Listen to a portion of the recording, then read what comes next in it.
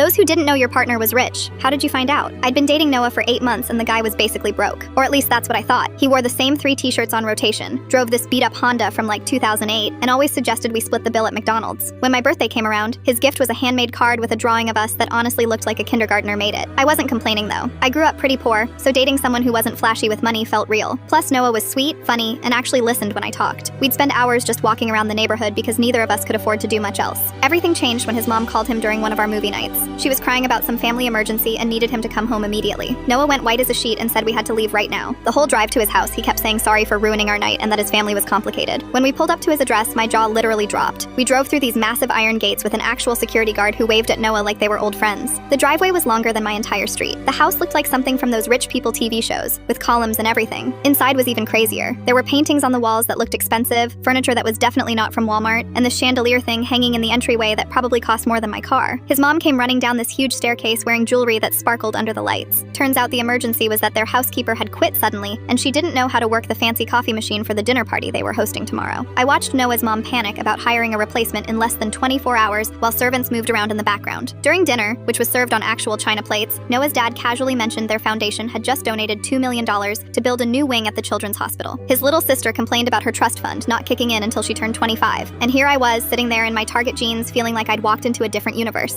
After we left, I was quiet the whole drive back. Finally, I asked Noah why he never told me his family had money. He pulled over and looked genuinely scared, like I was about to dump him right there. He explained that his ex-girlfriend only dated him for his family's wealth and tried to use him to get expensive gifts and trips. He said when we first met, I didn't care that his car was old or that he worked a regular part-time job at the campus bookstore. I liked him for him, not for what he could buy me. So he decided to keep living like a normal college student to see if we were real. The weirdest part was finding out all the little things that didn't add up before, like how he never seemed stressed about rent or groceries, or how he somehow always had exact change for everything, or how his beat-up car had this really nice sound system that probably cost more than the car itself. He told me his dad owned some tech company I'd never heard of, but apparently everyone else had. His family was worth hundreds of millions. Noah could have been driving a Ferrari and living in a penthouse, but instead he chose to eat ramen noodles and shop at thrift stores because he wanted a normal relationship. The next week, he offered to take me on a real vacation to Hawaii. When I said I couldn't afford it, he laughed and said money wasn't an issue anymore. We flew first class, stayed at this resort that cost like $1,000 a night, and he bought me clothes that actually fit properly for the first time in years. But the craziest part was when we got back. Noah sat me down and said he'd been thinking about our future together. He wanted to pay off my student loans as an early graduation present. Just like that, $40,000 of debt gone. I cried for like an hour straight. Now we've been together 2 years and I'm still getting used to it.